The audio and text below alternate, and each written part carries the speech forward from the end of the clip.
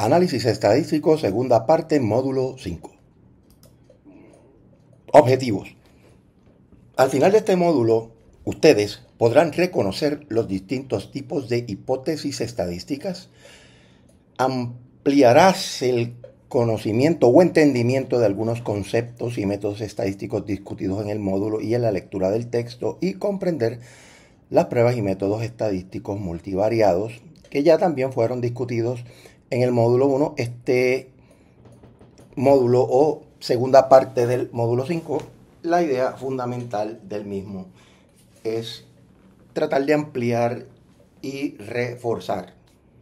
Como han visto a través de los módulos del curso, pues trato de repetir constantemente conceptos, ejemplos y situaciones de manera tal que vayan familiarizando y puedan memorizar estos conceptos, y también cuando vayan a leer o una vez hayan leído se le haga mucho más fácil reconocer los términos y conceptos básicos y no tan básicos de los que estamos hablando en el curso.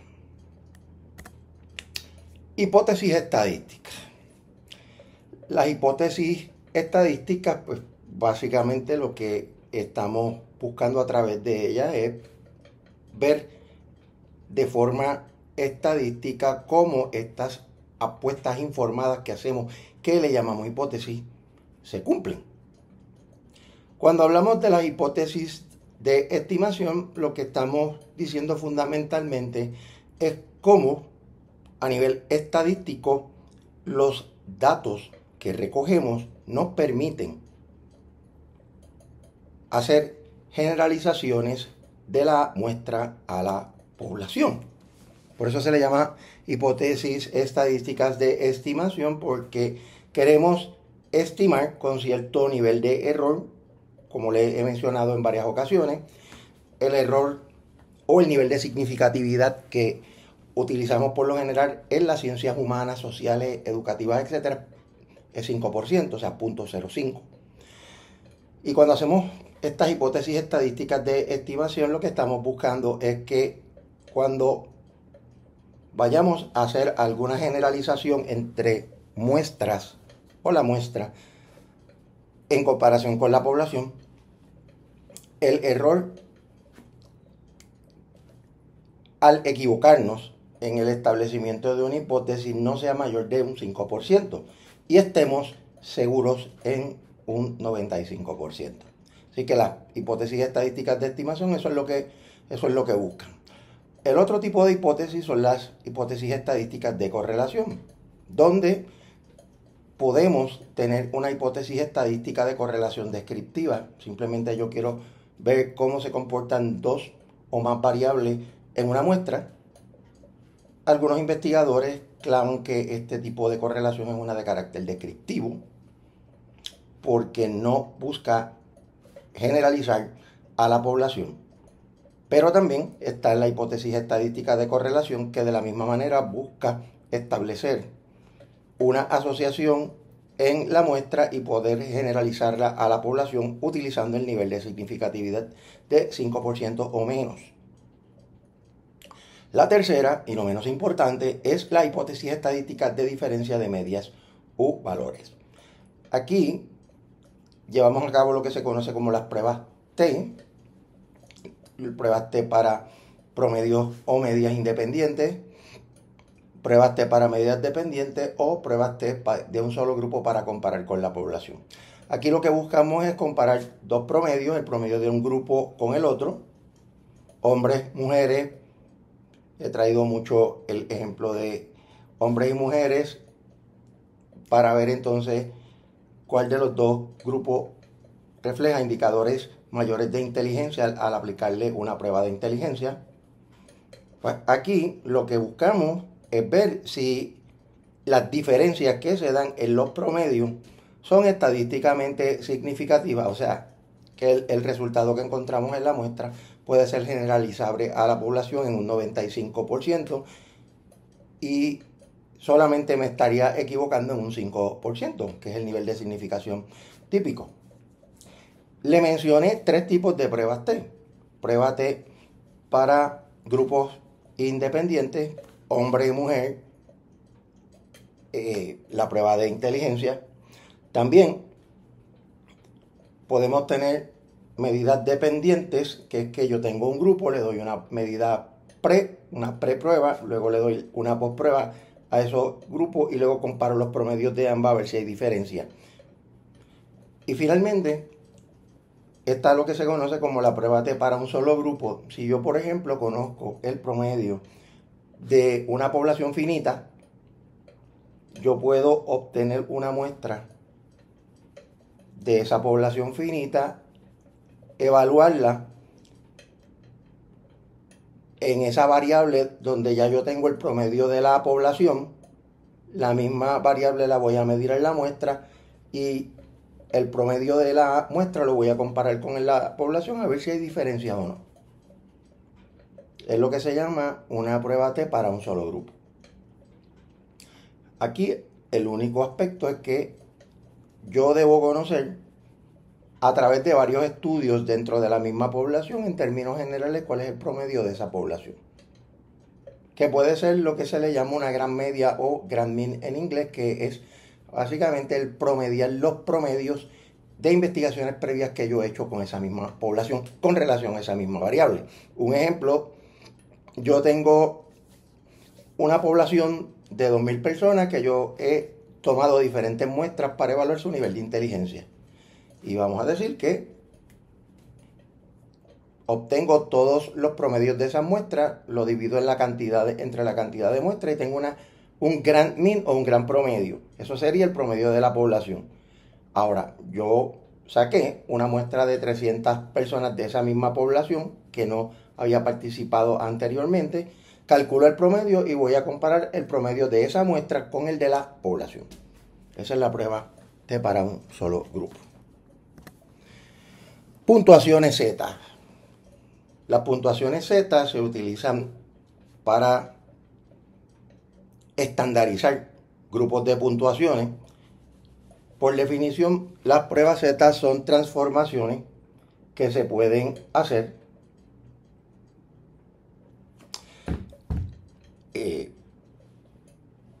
a valores o puntuaciones obtenidas con el propósito de analizar la distancia respecto a la media en unidades de desviación estándar. Y esto yo lo he cubierto en el caso de las puntuaciones Z, o la fórmula de las puntuaciones Z va a presuponer que todas las puntuaciones van a estar uniformadas en una sola medida, donde el promedio va a ser 0 y la desviación estándar va a ser 1. Esto se utiliza cuando estamos haciendo normas, cuando vamos a calcular otras normas como las puntuaciones T. La idea es que las puntuaciones de los individuos se puedan comparar en desviaciones estándares por encima, por debajo o en el mismo medio de la distribución. Es el método más comúnmente utilizado para estandarizar la escala de una variable a nivel de intervalo o también de razón, pero por lo general a nivel de intervalos, porque es donde más podemos llevar los cuestionarios que utilizamos en nuestras investigaciones, moverlas hacia el nivel de intervalo. Donde recordemos que una variable que se encuentra en una escala de intervalo es nominal, se puede nombrar, es ordinal, se puede ordenar, y también el 0 es arbitrario, o sea, el 0 no es real, es inventado, es simplemente un número dentro de la escala. Y tenemos intervalos iguales, o sea que la diferencia entre 10 y 20 es lo mismo que entre 30 y 40, en términos de una decena, por darles un ejemplo.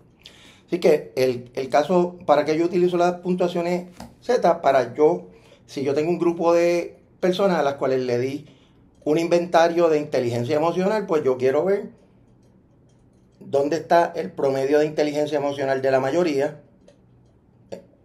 y sobre cuántas desviaciones estándares están las personas que puntuaron por encima del promedio y los que puntuaron por debajo del promedio. Y aquí tenemos el ejemplo de cómo quedan las puntuaciones Z, donde pueden observar aquí que el promedio va a ser 0. Y entonces, alrededor del 68 punto y pico por ciento está entre una desviación, menos una desviación y más una desviación, y así hasta que logramos el 99.98% de los casos. En esta curva, ¿qué estamos diciendo? Que una persona que saca una puntuación que tiene una Z de 1 está por encima del promedio, o sea, está mucho más alto que el promedio, una desviación estándar por encima del promedio. El que obtuvo una puntuación que se ubica a 2 desviaciones estándares está a 2 desviaciones estándares por encima del promedio, y el que obtuvo la puntuación más alta está a 3 desviaciones estándares por encima del promedio, que técnicamente son los que mejor salen. Por otro lado, los que peor salen, pues van a estar una desviación estándar por debajo. La persona que obtuvo una puntuación que lo ubica en una desviación estándar negativa va a estar por debajo del promedio. Una que obtuvo una puntuación que lo ubica a 2 desviaciones estándares está a 2 desviaciones estándares del promedio, y así con la persona que obtiene una puntuación de 3, que es la más bajita, que estaría a 3 desviaciones estándares.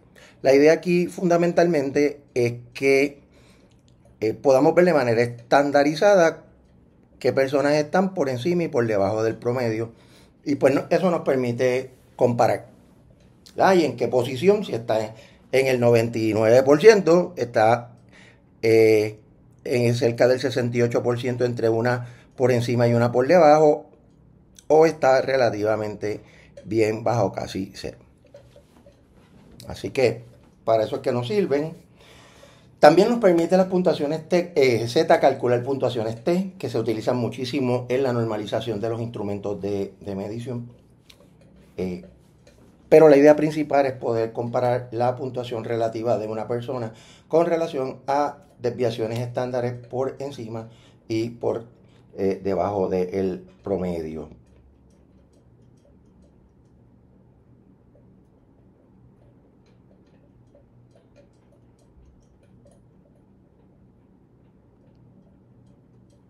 Vamos entonces ahora con otros conceptos. Estimación de los parámetros.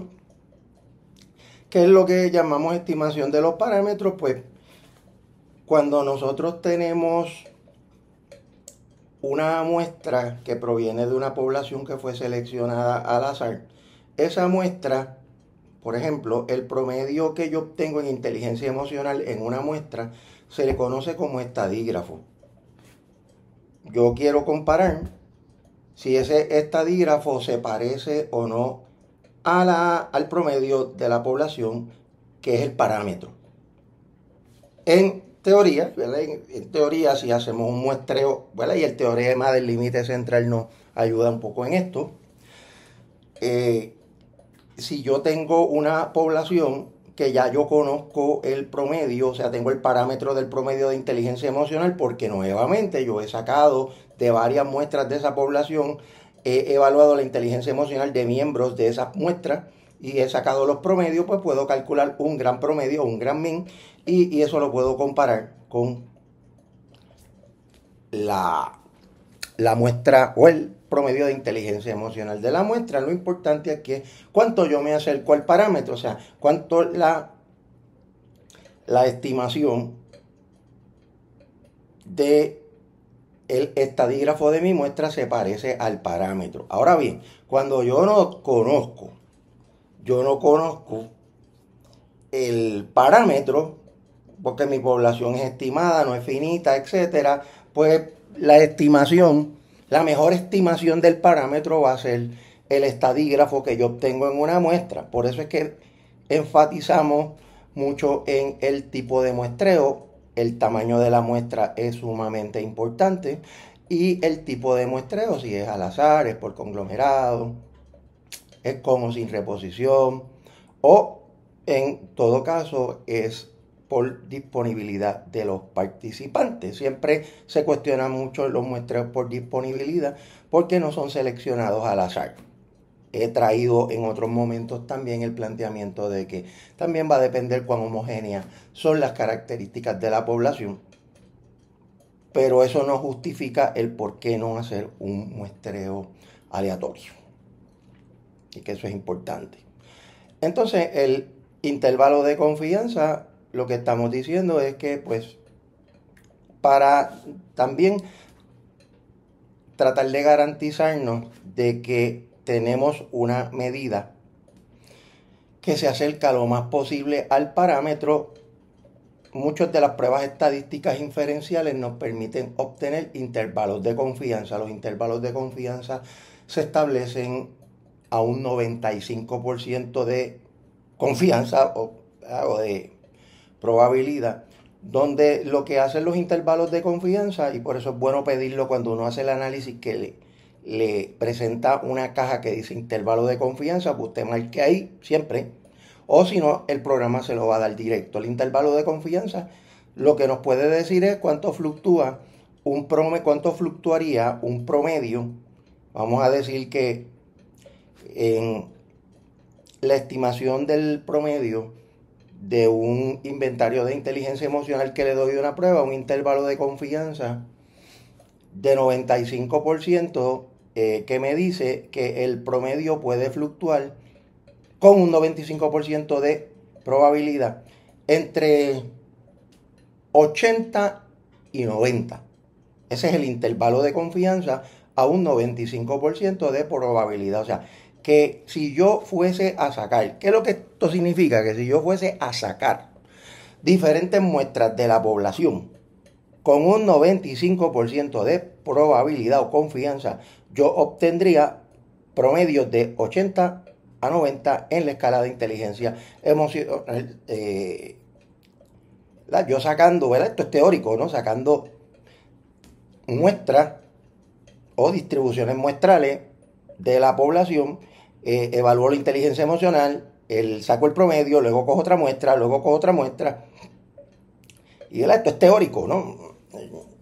A menos que lo hiciera consecuentemente, lo podría hacer en la realidad, pero pues muchas veces para eso está la teoría estadística, ¿ya? El teorema del límite central, distribuciones muestrales y muchos de los supuestos de la teoría, la teoría de probabilidad, desde luego, que son modelos que han sido matemáticamente probados y que los utilizamos porque ya se han demostrado que funcionan. Por tanto, un intervalo de confianza de 80 a 90 en términos del promedio de inteligencia emocional, lo que me va a decir es que si yo saco varias muestras, que probablemente no lo haga, varias muestras de la misma población, mi promedio fluctuaría en cada una de esas muestras o distribuciones muestrales entre 80 y 90. Espero que hayan un poco entendido, porque, ¿verdad?, es teoría estadística, y lo interesante con la estadística es que pues siempre hay unos supuestos estadísticos detrás de los números. Lo que pasa es que muchas veces nos enseñan a calcular los números, pero no nos enseñan los supuestos detrás, y pues nos perdemos. Y entonces pues la teoría de probabilidad, que es importante, cuál es la probabilidad de que un evento ocurra, eso es importante saberlo. Ya discutimos un poco eso anteriormente, pero pues nuevamente estos módulos, o la segunda parte de estos módulos, lo que buscan es un poquito profundizar y repasar sobre los conceptos. También pues el coeficiente de confiabilidad de alfa de Cronbach lo hemos discutido en varias veces, pero el elemento importante del cálculo del coeficiente de confiabilidad es que cuando usted entra un cuestionario, las preguntas de un cuestionario en uno de estos software, y usted calcula el alfa de Cronbach, usted lo que está calculando es la correlación que se da entre los ítems y el total de la prueba, y cómo esa relación entre el ítem y el total de la prueba y los ítems entre sí mismos me generan un coeficiente que fluctúa de 0 a 1, y que en el caso de la consistencia interna, vuelvo y repito, debe ser no menor de 0.70 hacia arriba. Como algunos también teóricos plantean, pues dependiendo del constructo podría ser menos, pero vamos a tenernos a la regla general de 0.70 hacia arriba, y pues todo va a depender de cuánto usted se inserta en este asunto. Claro, hay otro elemento que es bien importante, que es un teorema dentro de la confiabilidad. A mayor pregunta, mayor confiabilidad. Por eso es que usted ve que en escalas pequeñas, cuando digo una escala pequeña, una escala que puede tener 5 ítems. Ya una escala de 10 reactivos para mí tiene mucha covarianza, es mi criterio personal, pero hay escalas en instrumentos que tienen 2, 3, 4, 5 ítems y, y desde luego pues eso usted puede ver que cuando se calcula los coeficientes de confiabilidad o fiabilidad, sobre todo el alfa de Cronbach, se da cuenta de que podría estar por debajo de los .70, .60. Por eso cuando yo construyo instrumentos, por lo menos trato de que mis instrumentos, cada dimensión que midan, no tengan menos de 10 reactivos. Así que pues aquí la idea fundamental es que usted sepa que cuando usted hace el análisis estadístico se va a dar una correlación entre ítems y entre el total de la prueba. La correlación ítem total, ítem total, ítem total e interítem se le aplica el coeficiente o la fórmula matemática de alfa de Cronbach, de Lee Cronbach, y nuevamente .70 en adelante es lo que sería confiabilidad de consistencia interna. El coeficiente de confiabilidad de consistencia interna alfa de Cronbach se aplica mucho en inventarios y en escalas. Sobre todo en escalas que tienen escalas Likert. Y pues algunos inventarios pueden tener escala Likert o solamente tienen contestaciones binarias, cierto o falso. Por lo general se utiliza el coeficiente de confiabilidad alfa de Cronbach. Otra estrategia que tenemos es el ANOVA, o el análisis de varianza unidireccional, o el One Way ANOVA, donde pues hay muchos elementos por aquí que buscamos evaluar. Voy a discutir los que están resaltados acá. El valor de F es una prueba de significatividad, la F de Fisher, donde si usted tiene un valor de F con un nivel de significatividad, el valor de F es una distribución estandarizada parecida a la Z que vimos anteriormente, y se supone que cuando yo miro el valor de F, sobre todo en el pasado, ese valor de F me tiene que decir a mí si el valor en sí está a un nivel de significatividad de 0.05, de 5% o menos, para que haya diferencia significativa en los grupos, o sea que las varianzas de los grupos sean distintas. Así que eso es importante. Eso también se alinea con lo que se conoce como los grados de libertad. Los grados de libertad usualmente se miden en función de la cantidad de personas que tenemos por grupo menos la cantidad de grupos. Por ejemplo, si yo tengo 3 grupos de 15 personas, son 45 personas en los 3 grupos.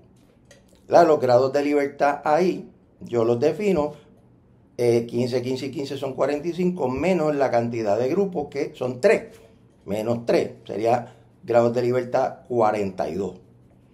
Ahí los grados de libertad se alinean con la distribución de F. Esto usted no lo ve mucho porque usted lo va a ver en el impreso directamente, pero los grados de libertad me permiten también establecer permisividad. ¿Cuánta gente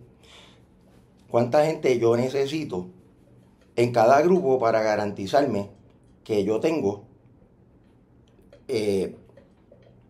la cantidad de personas necesarias en el análisis para no cometer error tipo 1 ni error tipo 2? Rechazar la hipótesis cuando es cierta y aceptarla cuando es falsa.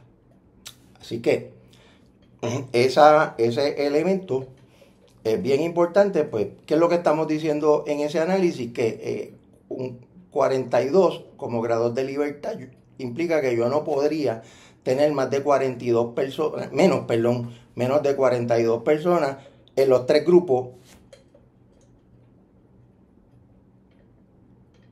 que estoy evaluando. ¿Okay? Así que si yo tuviese menos de 42 personas, mis resultados van a variar. Eso es lo que nos dicen un poco los grados de libertad. Luego tenemos lo que es la fuente de la variación. ¿Cuál es la fuente de variación básicamente? Pues la variable que yo estoy midiendo en los tres grupos. Por ejemplo, yo estoy dando 3 adiestramientos en 3 modalidades diferentes de servicio al cliente y quiero ver cuál es el adiestramiento, ya sea en línea, híbrido o presencial, que me aporta la mayor cantidad de variación o que tiene un promedio que aporta más al servicio al cliente de los tres grupos. ¿Cuál es el más efectivo? Esa es la fuente de variación en este caso. Y claro, cuando yo estoy haciendo el análisis, pues voy a mirar dos factores: la varianza o la variabilidad que existe entre los grupos,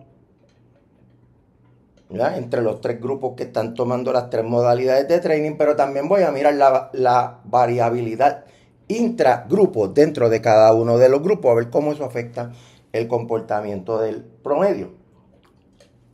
Eso es lo que nos permite, como matemáticamente eso nos permite evaluar el asunto con las medidas cuadráticas o los square means que le llaman en inglés.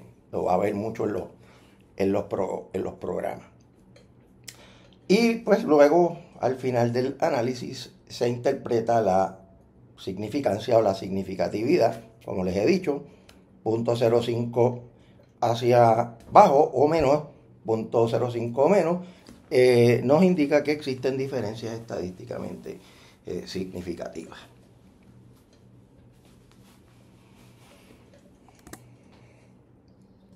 Ahora tenemos los métodos multivariados.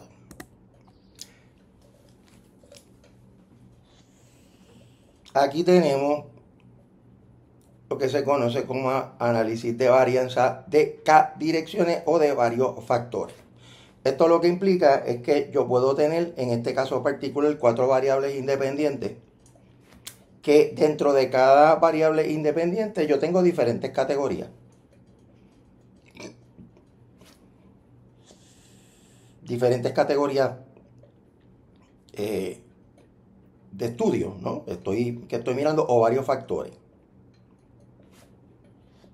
Los factores, pues yo los voy a definir operacionalmente. Mientras más factores uno tenga en una variable independiente, más gente tiene que incluir en el grupo. Importante. Por ejemplo, si yo tengo 2 categorías que yo estoy evaluando con relación a la variable independiente, por decir algo, yo tengo en una de las variables independientes, yo quiero ver si la persona tiene mucha experiencia o poca experiencia de trabajo, y la quiero correlacionar con servicio al cliente. Pues vamos a decir que en la parte superior tengo esa categoría. Se recomienda que por lo menos, si yo tengo 2 categorías, tendría que tener 15 personas a un lado, 15 personas a otro, 15 personas con mucha experiencia, 15 personas con poca. Si voy aquí a la segunda variable independiente y voy a medir otro tipo de categoría, por ejemplo, gerencial versus no gerencial, y ver cómo se incide en servicio al cliente, le estoy dando a los 4 grupos un taller de servicio al cliente. Vamos a decir que a todos presencial, pero los tengo segmentados en grupos por diferentes categorías. Unos con mucha experiencia, otros más, otros son gerenciales, otros no son gerenciales. Puedo tener en la tercera variable un grupo de hombres y un grupo de mujeres. Ven que ya tengo varias variables independientes y también varias categorías dentro de la variable. Por eso es que se habla de modelos factoriales. Claro, aquí yo estoy haciendo una especulación, ¿verdad? Y para servirle a ustedes de ejemplo, pero aquí hay un dato interesante, y es que para usted hacer este tipo de investigación, usted tiene que tener un modelo teórico que haga sentido. que esté fundamentado en la literatura. No, yo aquí estoy un poquito especulando y para traerle un ejemplo que puedan conceptualizar de lo que les estoy hablando. Pero la realidad es que para yo tirarme modelos de este tipo, modelos factoriales, yo tengo que tener un diseño pues que realmente haga sentido. ¿Por qué? Porque, por ejemplo, el que yo tenga mucho o poca experiencia con que sea uno gerencial es una especulación. Yo tengo que tener básicamente un modelo conceptual de por qué yo quiero hacer este estudio. Porque yo después tengo que mirar cómo se da la variabilidad dentro de estos grupos y de estas categorías y cómo éstas se asocian con la variable dependiente. Y pues en la última variable me acabo de inventar, pues mira, si la media de salario es $40,000, se ganan más de 40,000, menos de 40,000. Imagínense, yo tengo que tener 4 grupos diferentes, pero dentro de cada grupo, si lo voy a dividir, y lo estoy haciendo bien sencillito, 2 variables o sea, 2 categorías por variable independiente. 2 categorías, puedo tener 4. Pues mientras más categorías o factores yo tenga, más personas tengo que meter en la ecuación. La idea básicamente es si hay una interacción ya, 2 cosas. Si cada grupo de alguna manera existen diferencias en los 4 grupos con relación a la variable dependiente, que puede ser, vamos a decir que es calidad en el servicio, pero también hay que evaluar cuál es la interacción que hay entre variables independientes dentro de cada uno de los grupos. Por eso es que se hace este tipo de ANOVA. Que claro, yo les estoy poniendo un diseño que es ANOVA, que es ANOVA simple, porque hay una sola variable dependiente.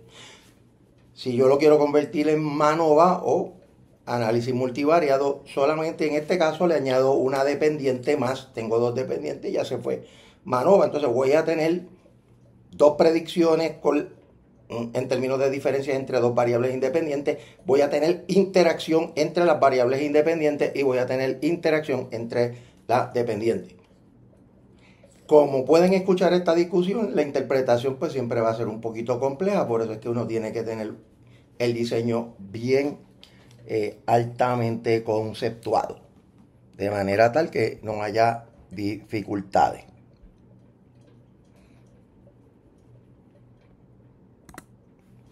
También tenemos el análisis de covarianza, cuando ya yo aquí en los análisis de covarianza yo quiero ver no cuánto correlacionan las variables, sino cuánto varían o covarían una de la otra. Así que, y también en el ANCOVA yo voy a tener variables independientes categóricas, hombre, mujer, clase social, alta, baja, media, etcétera. La voy a correlacionar con la variable dependiente. Por otro lado, voy a tener variables independientes cuantitativas continuas, que pueden ser variables en escalas de intervalo y razón, o cuestionarios que se miden en escalas de intervalo. Ahora, el ANCOVA pues también tiene otra peculiaridad, y es que me permite remover o controlar la influencia de una variable sobre otra. O sea, yo puedo evaluar variables independientes categóricas con la variable independiente, controlando los efectos de la independiente, y viceversa. Puedo tener variables independientes continuas. Tengo aquí 3 cuestionarios diferentes y quiero ver cómo se relacionan con la variable dependiente. Aquí también puedo controlar los efectos. O removerlos. O sea, los controlo o los remuevo. O sea, yo quiero ver solamente cómo estas variables se comportan con la dependiente. Elimino esta. O puedo también evaluar la correlación entre estas variables categóricas y la dependiente, eliminando o controlándola. Cuando digo controlarla es que yo podría, por ejemplo, tener estas 3 variables independientes categóricas, evaluando la variable dependiente, y solamente remuevo Z2 y ZK, que serían 2 cuestionarios, y entro en la ecuación Z1. Ven que no removí todas las variables, sino que algunas las removí y otras las controlé. esa es la idea un poco del análisis de covarianza. Sobre todo cuando estoy trabajando con dos tipos de variables, variables categóricas o variables independientes. ¿Por qué? Porque no puede ser análisis de correlación, porque el grupo de variables, mire, aquí tengo 3 variables independientes que pueden estar en escala de intervalo y de razón, pero acá voy a tener 3 variables independientes que pueden ser nominal o ordinal. Así que también pues yo podría controlar x2 y xk y correlacionar x1, también correlacionar simultáneamente z1 y controlar z2 y zk, para que tengan una idea de la ventaja que tienen estos análisis, pero solamente cuando yo quiero ver los efectos de estas variables. Esto, ¿verdad?, pasa con diseños también un poquito más complejos, como ya vieron todas las opciones que le di en el juego. Pero, ¿qué me dice el análisis de covarianza? Pues cuánto varían unas variables de la otra. No cuánto correlacionan, sino cuánto se separan una de la otra. Mientras más se separen, más independencia hay también con relación a cómo ellas se pueden estar asociando. O sea, cuánto se alejan o cuánto se pueden asociar con la dependiente. La idea es ver cuánto se separan, como ya les dije. Uso del análisis de covarianza: incrementar la precisión en experimentos con asignaciones al azar. Eliminar influencias extrañas o contaminantes que pueden resultar cuando las pruebas o los individuos no son asignados al azar o a las diferentes condiciones experimentales. En cuasi experimentos se puede hacer. Y eliminar efectos de variables que confundan o distorsionen la interpretación de los resultados en estudios no experimentales. Así que esto nos da la covarianza nos da un grado de flexibilidad, sobre todo cuando no tenemos un estudio de laboratorio donde tenemos una muestra definida y los miembros de esa muestra no han podido ser seleccionados al azar. ¿Okay? ¿No? También hay veces que uno está haciendo estudios para ver cómo se comportan unas variables sin un modelo fijo, y aquí pues uno puede jugar, controlar una, analizar otra y tener algún tipo de entrejuego para que esas variables le hagan sentido teórico y conceptual a uno. Pero lo recomendable también usualmente es que ya uno tenga un modelo claro, o por lo menos tenga un modelo que se pueda clarificar con el análisis de los datos. Aquí tenemos la regresión múltiple. ¿Qué es lo que hace la regresión múltiple? Que estima el efecto de 2 o más variables independientes sobre una dependiente. Y aquí pues tenemos un ejemplo. Tenemos aquí un ejemplo básicamente de lo que es el análisis de regresión. Ahora bien, aquí nosotros tratamos de buscar un modelo predictivo. Tratamos de buscar un modelo que me logre predecir la variable dependiente. Aquí, por ejemplo, la ecuación voy a hacerlo bien sencillito. Voy a eliminar, vamos a pensar que yo tengo solamente una regresión simple, que sería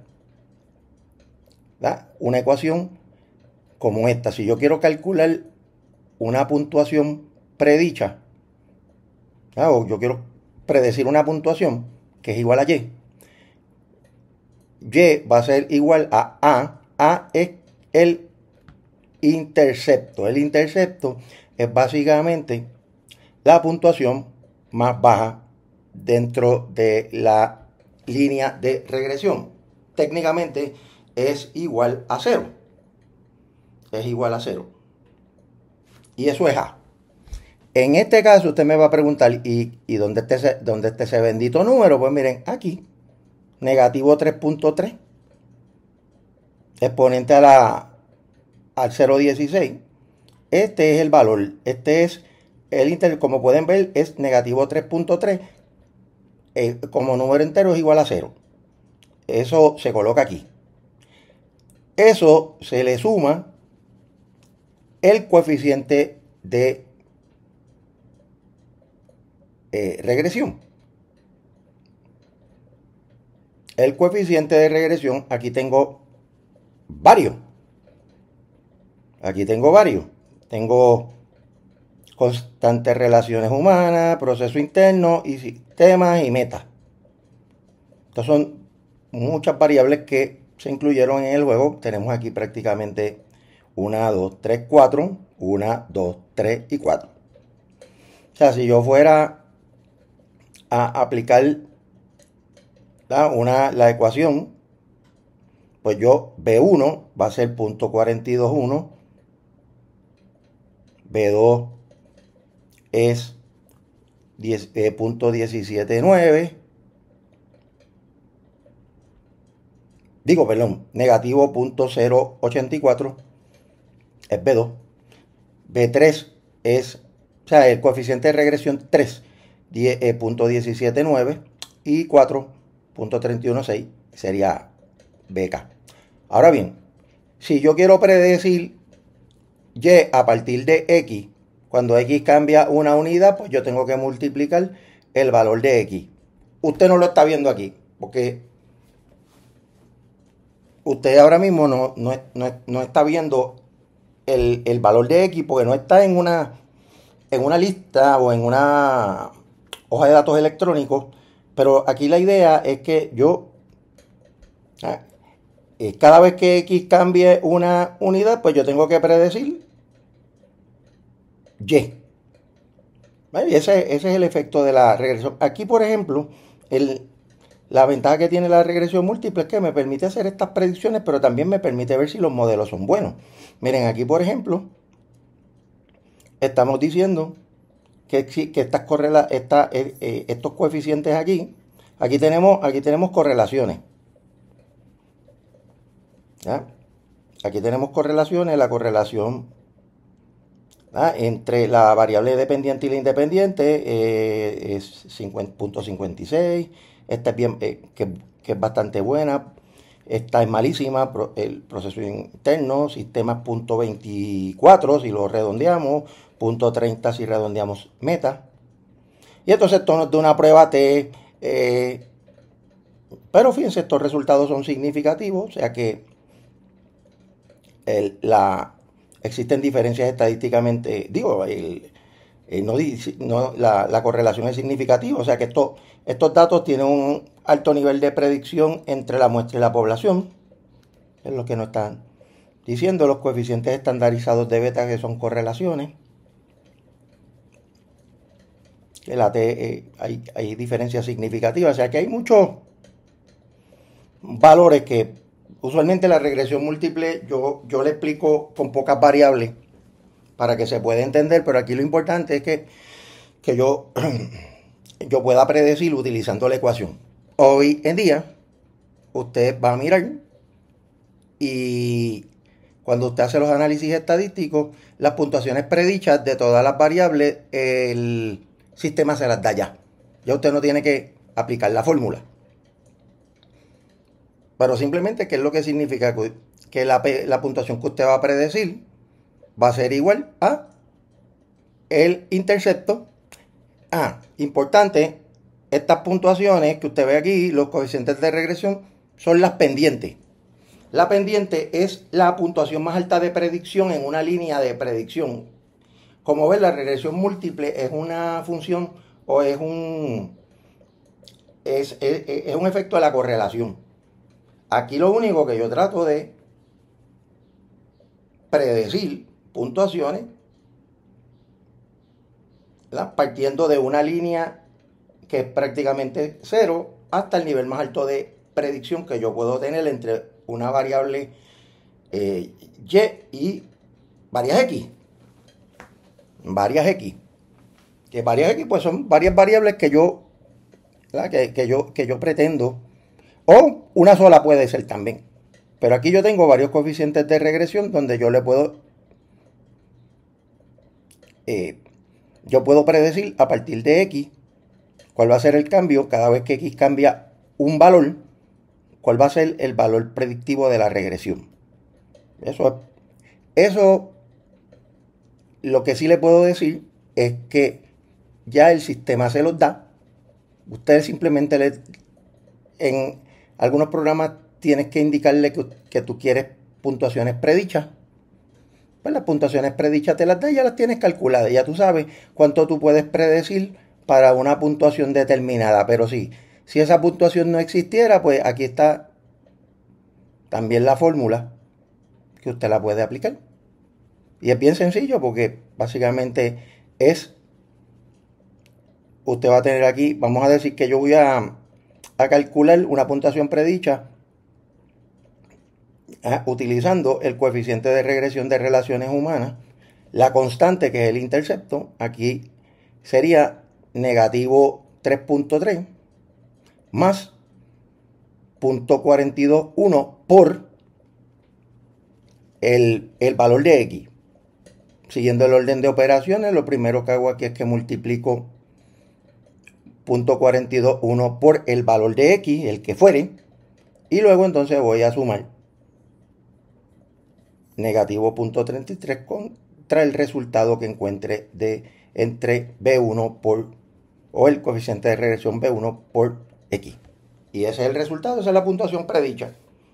Pero como les decía, si ustedes tienen muchas puntuaciones, ya eso se lo va a dar directito. Es cuestión de que usted sepa que esa fórmula es para predecir puntuaciones. Y usted me va a decir, ¿predecir qué? Pues miren, usted puede predecir puntuaciones para selección de personal. Crear una tablita de contingencia con puntuaciones predichas. Una persona que obtiene tanto, pues se le predice una puntuación en desempeño. Vamos a decir que Y es igual a desempeño, por inventarme una variable ahora mismo. Pues usted diría, ok, pues inteligencia, que sería X, esta puntuación de inteligencia, ¿verdad?, multiplicada por el coeficiente de regresión, más el intercepto, me va a predecir tanto de desempeño. Por tanto, cuando yo administro a un nuevo empleado la prueba de inteligencia y me saca lo mismo que decía X, pues yo puedo predecir, si basado en esta fórmula lineal, yo puedo predecir si ese empleado va a salir mejor o va a salir peor. Eso también le llamamos tablas de contingencia. Y se utilizan mucho en algunos procesos científicos de selección de personal.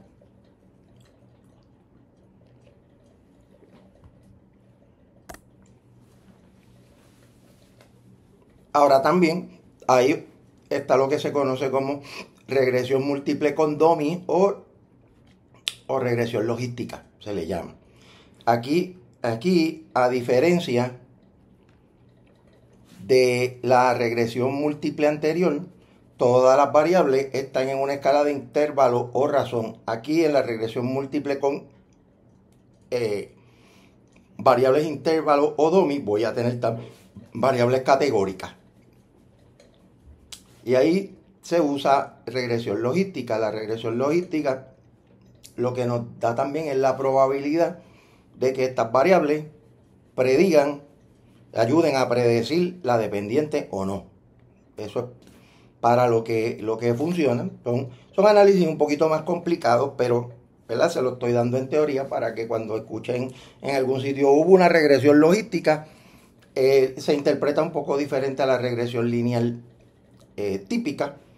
En la regresión logística usted lo que va a mirar es, utilizando unos criterios, cuál es la posibilidad, la probabilidad de que estas variables que usted ve aquí, estas 4 variables, unas son categóricas y otras son en intervalos,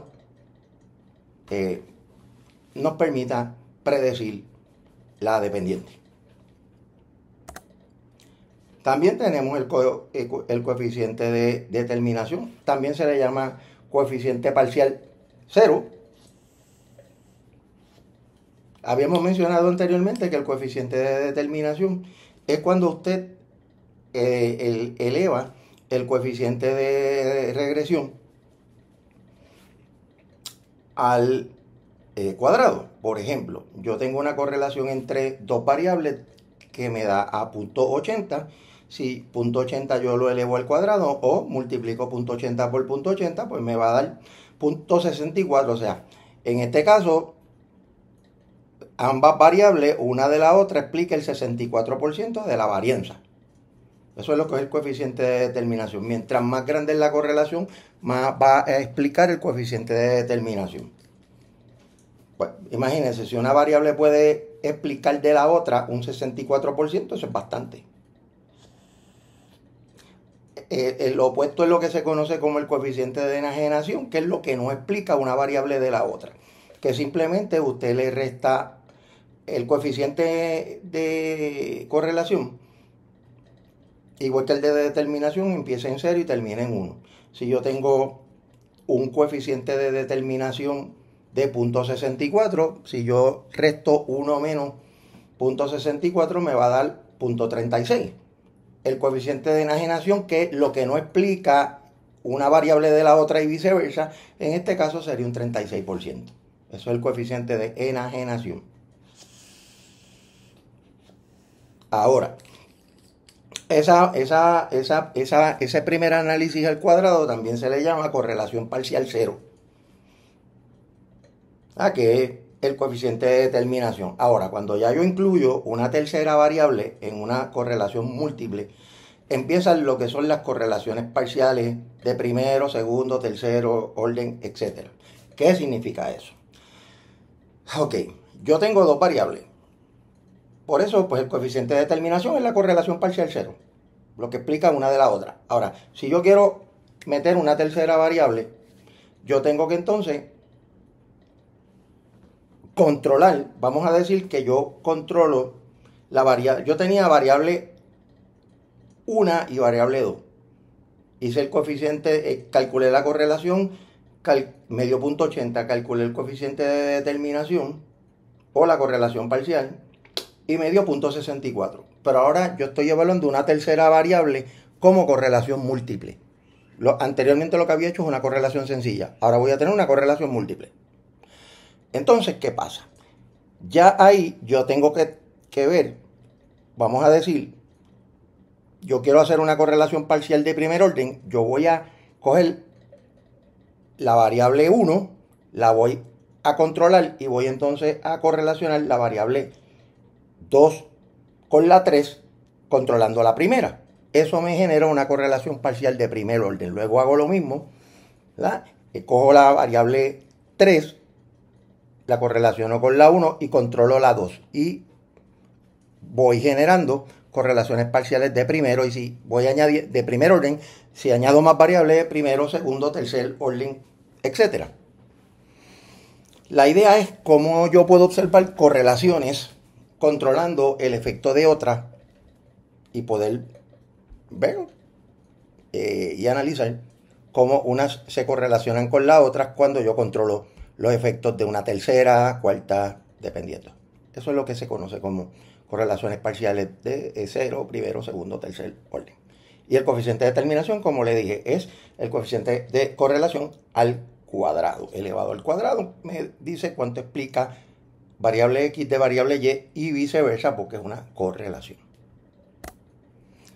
También está lo que se llama path análisis, que es cuando yo miro tendencia de variables. El análisis lineal o path análisis, yo lo que voy a mirar es cómo todas estas variables se comportan y siguen unos patrones determinados. Sobre todo, pues cuando yo quiero mirar estas variables en tiempos distintos, transaccional, de manera transaccional, por decirle algo. Y pues hay diferentes indicadores del path análisis. Lo ideal aquí es que uno conozca, ¿verdad?, poco a poco cuáles son. Y la idea del path análisis es pues yo ver una tendencia de variables que se puede mirar en un espacio y tiempo determinado, pero también se puede mirar más adelante utilizando la variable tiempo como parte del patrón o el path análisis. Está el análisis de factores, que ya lo hemos mencionado, pero volvemos y lo repetimos. Es un método estadístico multivariado que se utiliza para determinar el número y la naturaleza de un grupo de constructos subyacentes. Y también es una técnica para explicar un fenómeno complejo de función de unas cuantas variables. Útil para medir la validez de constructos. Lo hemos discutido en ese contexto. Y las variables deben estar medidas en un nivel por intervalo y razón, porque son ítems que desarrollamos. Todo análisis de factores lo trabajamos cuando vamos a hacer una prueba, un instrumento. Definimos operacionalmente lo que queremos medir, redactamos las preguntas y luego tratamos de ver si todas esas preguntas se alinean al factor definido previamente. Y anteriormente le hablé de la famosa metáfora de la lavadora, la analogía de la lavadora, donde usted echa la ropa blanca, los jeans o maones, la ropa de color, y a través de interacciones, en este caso interacciones matemáticas, usted mete todos esos ítems en distintas interacciones, y pues los ítems se supone que separen aquellos ítems que miden un factor del otro. Pues la lavadora me separa la ropa blanca de la roja, de la de colores y de los jeans, y tengo pues tres variables, tres dimensiones, o piezas de ropa que están alineadas con esa dimensión, lo que es ropa de color, blanca y los jeans, por decirle algo. Pues así pasa. Yo tengo tres constructos psicológicos y de momento, los ítems matemáticamente se me movieron a un factor, segundo factor, tercer factor. En el caso de la lavadora, que no existe, pues qué bonito suena la analogía para poderlo entender. En el caso del análisis de factores, lo que sucede es que hay veces que un reactivo puede caer en más de un factor. ¿Qué nos dicen los expertos? Elimínalo. Elimínalo, porque si no lo eliminas, pues te va a covariar con otro factor. Y eso pues no es bueno. Así que pues un poquito, esa es la idea del análisis de factores. Aquí tenemos el MANOVA. Ya les había mencionado el MANOVA desde diferentes ángulos.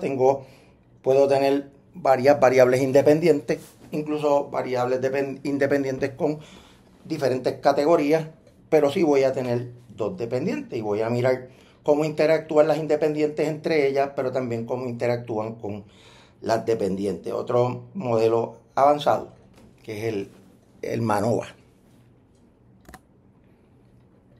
Las pruebas de varianza de MANOVA por lo general son tres. Está lo que es la Hotelling T, que se utiliza muchísimo, el MANOVA unidireccional, sobre todo cuando van en una sola dirección, pero son dos dependientes, y no se interesa ver tanto la interacción. O MANOVA factorial, cuando en las variables independientes tengo varias categorías, como mencioné hace un ratito. Eso, cuando tengo varias variables independientes que tienen categorías, qué sé yo, hombre, mujer, gerencial, no gerencial, esas variables también se le llaman canónicas, porque son categóricas. Se le llaman canónicas en esa dirección. Otros métodos multivariados, los voy a resumir brevemente. Está el análisis discriminante, cuando yo quiero diferenciar cuánto se asocian unas variables de otras, unas correlaciones y otras covarían. El análisis de correlación canónica, cuando yo tengo muchas variables que son categóricas. Hombre, mujer, trabaja, no trabaja, etc. Análisis de clusters, el análisis de conglomerado, lo que hace es que agrupa, es como un análisis de factores, pero con variables más grandes. Yo quiero tratar de ver un modelo, esto lo utiliza mucho la gente en sociología. El análisis de conglomerado, pues lo que me permite es ver cómo unas variables que están asociadas a un concepto teórico se agrupan unas entre otras y cuáles no. Está el multidimensional scaling o escalamiento multidimensional. Yo no lo he utilizado nunca, pero en teoría entiendo que lo que hacemos es cuando yo quiero hacer un tipo de escalograma tipo Gutmann con varias dimensiones, y entonces pues el análisis lo que me dice, ya yo estoy trabajando con unas dimensiones particulares, Vamos a decir 5 factores de personalidad. El escalamiento multidimensional me va a decir a mí si esos 5 factores se comportan por separado, cuáles son más importantes o si hay dimensiones dentro de las dimensiones. Los mapas multidimensionales, que se trabaja mucho en el campo de la geografía, pero también se pueden utilizar con variables parecidas al multidimensional scanning. El mapa son como representaciones gráficas, como pueden ver. Serie de tiempo, cuando yo quiero ver variables que se están comportando a través del tiempo. Análisis de correspondencia, que la correspondencia es un tipo de correlación. Como unas variables corresponden con otros, pero son usualmente para buscar establecer modelos. Y el análisis matricial básicamente es equivalente como un análisis de factores, donde yo voy a ver cómo unas variables en particular me generan unas matrices de datos que tipo de clusters me hacen o no sentido. Esto en términos generales. Así que un poco ha sido básicamente la segunda parte de los análisis estadísticos. Enfatizamos más en los que se utilizan por lo general y otros los describimos más en términos someros, de manera tal que usted tenga una idea, sobre todo cuando vaya a leer el libro, que le da algunos elementos más específicos de los que yo he discutido. Por eso soy consistente diciéndole: lea, lea y lea el texto, de manera tal que esto le haga mucho más sentido, porque mis discusiones pues son bastante generales, porque el libro es mucho más amplio y desde luego toma mucho más tiempo leer para entender. Y acá pues nosotros tratamos de explicar para que usted amarre esa lectura y tenga un concepto de cada uno de los términos que estamos discutiendo.